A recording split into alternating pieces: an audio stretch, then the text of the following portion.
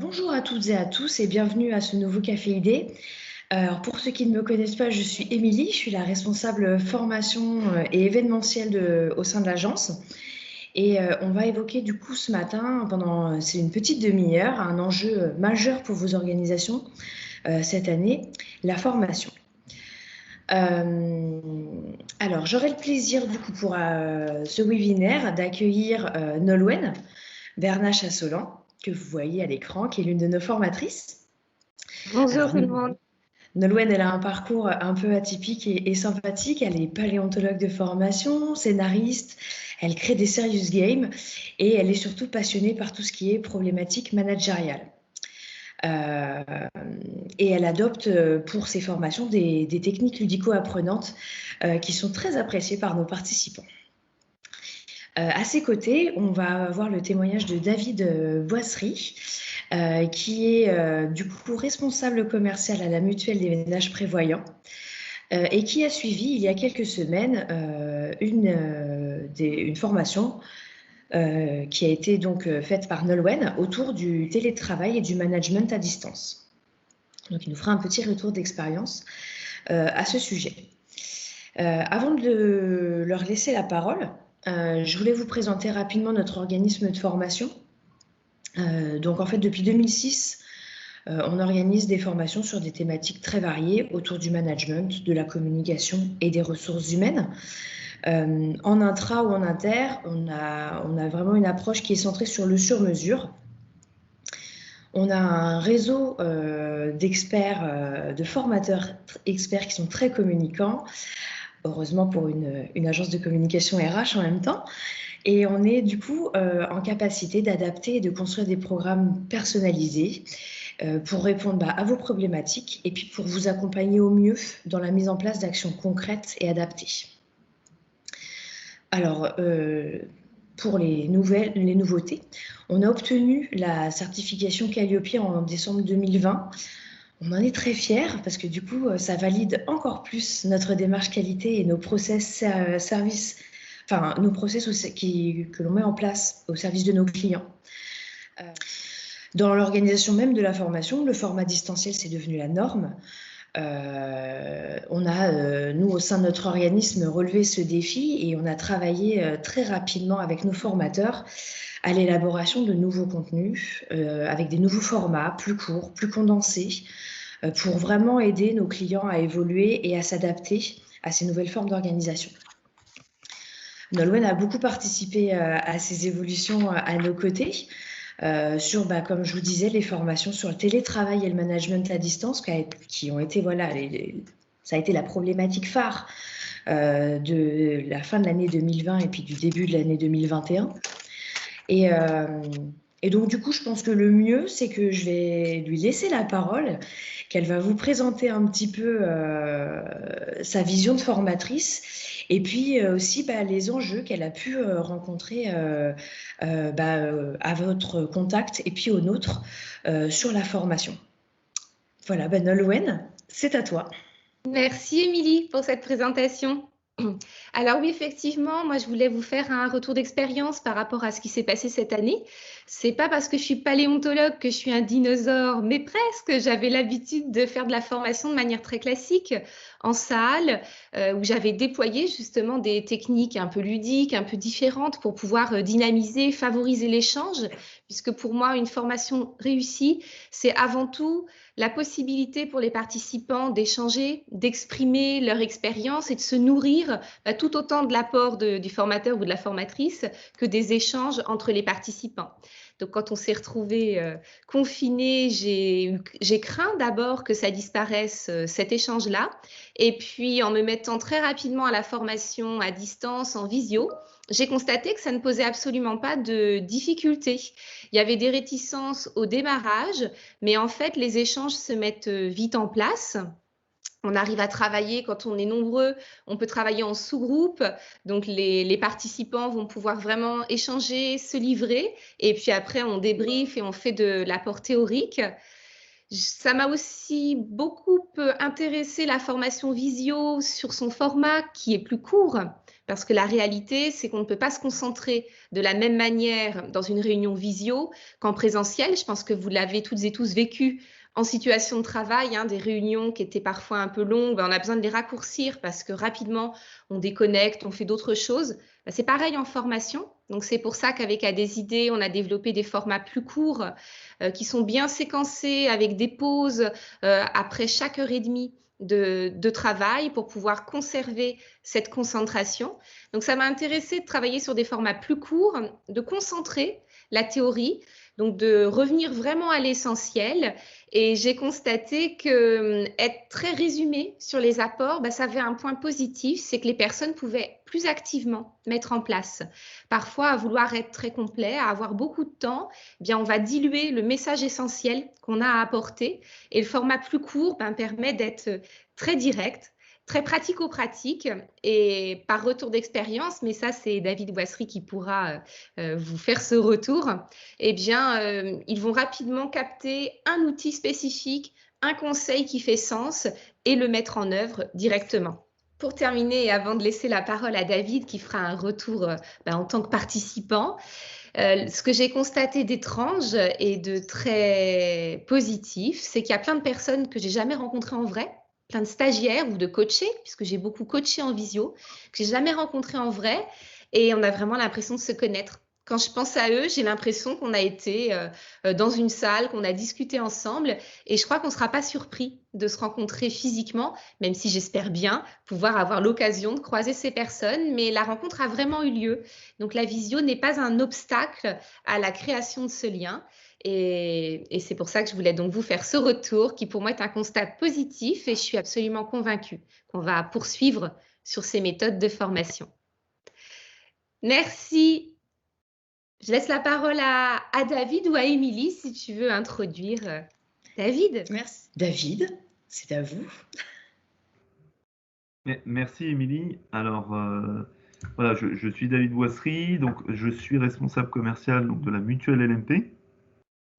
Pour vous expliquer un peu le contexte dans lequel je vis, c'est une structure donc, qui a été créée il y a près de 170 ans. Donc c'est une mutuelle qui est assez aujourd'hui 170 ans, c'est pas forcément. Alors ça peut être parlant, mais bon, des fois on se méfie un petit peu en se disant oui, bon, il y a des gens, il y en a qui se disent on est créé dans les années 1800. C'est quoi en fait l'intérêt de pouvoir dire ça? Je le dis forcément parce que cette mutuelle, elle est sur Versailles et elle a toujours été à taille humaine. Donc elle n'a jamais fait, si vous voulez, le petit boom où elle était, il y avait 1000 salariés, et puis d'un seul coup c'est passé à 50 salariés. Non, elle a toujours été à peu près à 50 salariés. Et c'est important que je le dise parce que finalement c'est un contexte dans lequel je vis là depuis 11 ans. Donc c'est vraiment une expérience humaine. Du coup, l'idée, si vous voulez, en vous disant tout cela, c'est de vous présenter finalement mon retour d'expérience sur la formation que Nolwenn nous a dispensée il y a quelques temps, quelques semaines, qui a été très positif parce qu'on en avait vraiment besoin. Pourquoi on en avait besoin? Tout simplement parce on a été impacté, comme vous tous, très sincèrement, très certainement. Vous avez été impacté par cette crise sanitaire. Alors, qu'est-ce que ça a fait chez LMP? C'est qu'en fait, on s'est retrouvé, alors nous, pas du tout préparés, peut-être certains d'entre vous l'étaient. Nous, on n'a pas été préparés à ça.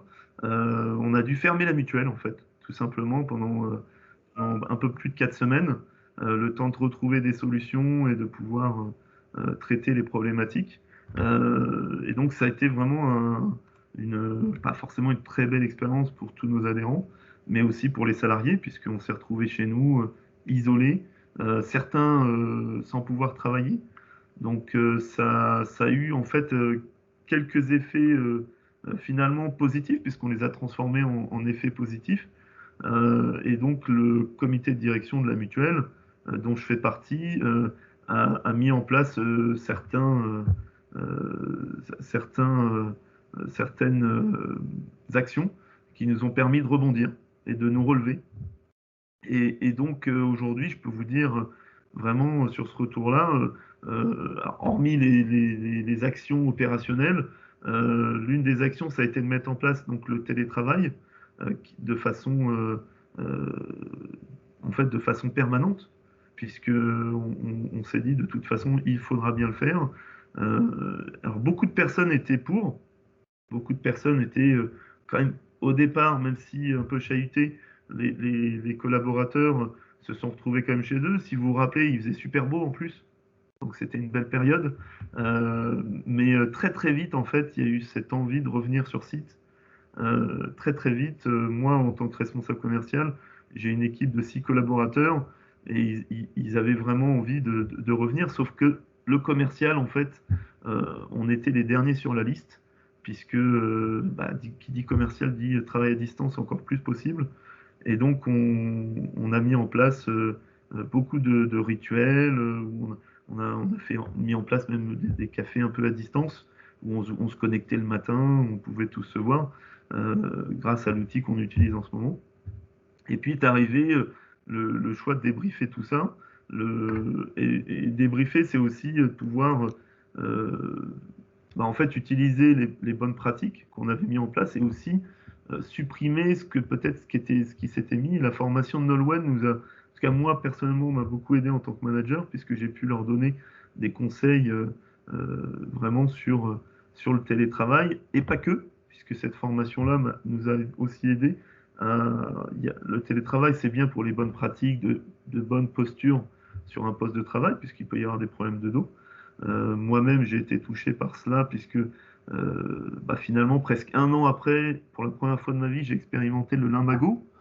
Par rapport aux mauvaises postures, j'ai pas un siège chez moi qui est super confortable. Donc, j'ai une des bonnes pratiques qui nous s'est donnée dans la formation de Nolan, c'est de pouvoir mettre des coussins quand on n'a pas des fauteuils. Alors, idéalement, d'acheter un fauteuil, mais si on n'a pas forcément l'envie ni les moyens financiers, c'est de pouvoir adapter son poste de travail. Donc ça, c'est une pratique qu'on n'avait pas forcément identifiée tout au long de l'année. On n'avait pas pris le temps, en fait, de le faire, tout simplement. Et le fait de se former nous a permis de reprendre les bases et de dire, voilà, aujourd'hui, ce qu'on peut corriger pour justement être mieux sur notamment les bonnes postures, puisque ça a quand même mis pas mal à mal tous nos organismes. Euh, l'une des autres, l'un des autres points qui a été positif, donc pour moi, personnellement, hein, puisque c'est moi qui l'ai mis en place, on va dire en premier, puisque c'est moi qui ai été formé en premier, et j'ai ensuite retranscrit ça à mes collaborateurs. Certains l'ont mis en place, certains. Ça commence doucement. Ont mis en place certains conseils. Je leur demande régulièrement des retours d'expérience. Mais pour ma part, en fait, c'était surtout au niveau organisationnel de pratiquer. Celui que je pratique le plus souvent, c'est de se mettre 10 minutes, 10 minutes en fait sur une action sans autoriser aucun dérangement. Donc quand on se met par exemple sur 10 minutes sur des emails sans être dérangé ou 10 minutes sur un projet, ça paraît court, mais en fait c'est assez impressionnant le nombre d'actions que l'on peut faire. Donc, donc voilà, donc l'idée c'est de pouvoir mettre en pratique tout ça aujourd'hui dans notre quotidien. Et moi, c'est ce que j'ai pu faire et j'ai pu observer énormément de positifs. Donc voilà, donc ça c'était les expériences que j'avais. Et après, il y avait un troisième point qui était important, c'est la partie réunionnite, donc qui a été assez, je pense pour vous, vous avez dû l'expérimenter, on l'entend beaucoup. Mais nous, en fait, on s'est retrouvé avec des réunions, pas forcément en rallonge, mais en nombre. Avec mon collaborateur le plus proche, manager, qui travaille sur la fidélisation, on s'est retrouvé avec des réunions. C'était impressionnant. En fait, on avait l'impression de ne plus faire que ça. Et je peux vous dire que même nos collaborateurs nous ont dit, David, Christophe, qu'est-ce qui se passe? On vous voit plus, vous êtes tout le temps en réunion.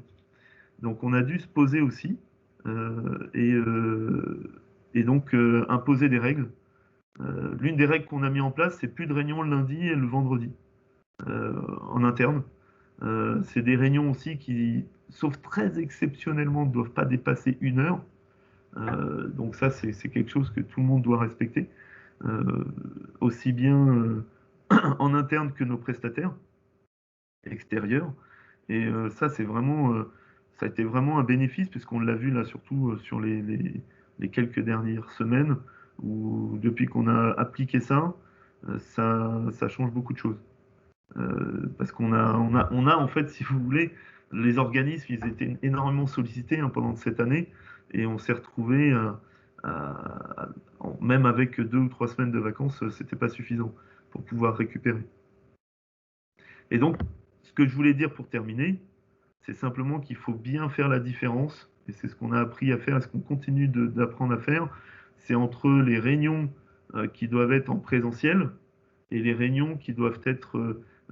toutes les réunions, en fonction des objectifs d'une réunion, ne sont pas forcément bonnes à distance, et vice-versa pour le présentiel. Voilà, il faut pouvoir s'adapter entre les réunions présentielles et à distance aussi, ça c'était un point important. Voilà ce que je voulais partager avec vous. J'imagine que vous avez des expériences aussi, en quelques points. Merci David. Et juste concernant votre expérience voilà, de la formation, on va dire, pure, le fait que ça se déroule en distanciel, parce que c'est vrai que ça a été un gros enjeu sur cette année, les gens, et sur l'année dernière, les gens n'étaient pas forcément habitués, avaient peur de ne pas retrouver les interactions. Est-ce que vous, voilà, en tant que participant, quand vous avez participé du coup à la réunion à la session pardon, de Nolwenn, le format distanciel et court vous a permis, enfin, vous a convenu, est-ce que ça vous a apporté quelque chose d'autre? Oui, alors tout à fait, c'est un des autres nombreux points que j'ai pas pu citer. Merci Émilie de me relancer là-dessus. C'est vrai que le format court proposé Nolwenn, parce que souvent on peut se dire, en tout cas moi personnellement, je sais que les autres le font ici chez nous, c'est formation une journée ou une journée et demie. En plus sur un sujet comme ça, parfois on peut pas forcément, on se dit bon non, le télétravail je maîtrise, c'est bon, il n'y a pas de souci. L'organisationnel aussi, l'opérationnel je maîtrise un minima. On se dit, bon, bah voilà, une journée, ça peut être long. Là, le format court, franchement, on pouvait s'attendre peut-être à ce que ce soit peut-être pas suffisant, mais ça a été, je pense, hyper positif. En tout cas, les 2 collègues qui ont participé avec moi à la formation aussi étaient unanimes avec moi pour dire que voilà, on se pose 3-4 heures et c'était indispensable pour.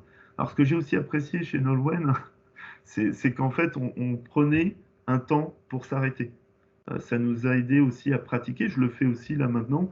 C'est-à-dire que même s'il y a des réunions avec des formats peut-être de 2 heures ou autre, je force, même si je ne suis pas l'organisateur, à dire non, est-ce qu'on peut faire une pause? Parce que moi, personnellement, voilà, au bout de 3/4 d'heure, 1 heure, je suis plus, quoi. Mon attention, elle est quand même assez affectée.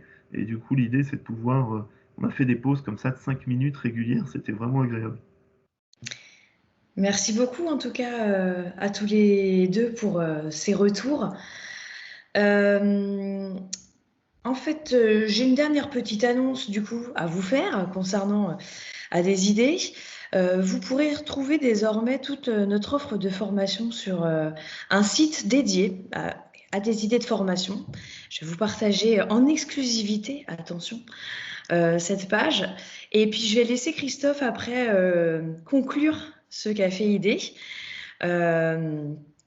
Et j'espère voilà qu'on vous retrouvera très prochainement sur les autres éditions. Merci je vous montre tout Émilie, ça. bravo pour ce café idée rondement mené. Merci à Nolwenn et David qui ont toujours été très clairs, donc c'est agréable. Moi, je vais défendre un peu ma passion et notre boutique, le marketing RH. Et quand on parle de formation, voilà, il faut aussi pas hésiter à appréhender ce sujet comme un sujet sur lequel il faut porter une attention et donc sonder les collaborateurs. Et ensuite, en communication, il faut varier les supports, les rythmes. Et en ça, Nolwenn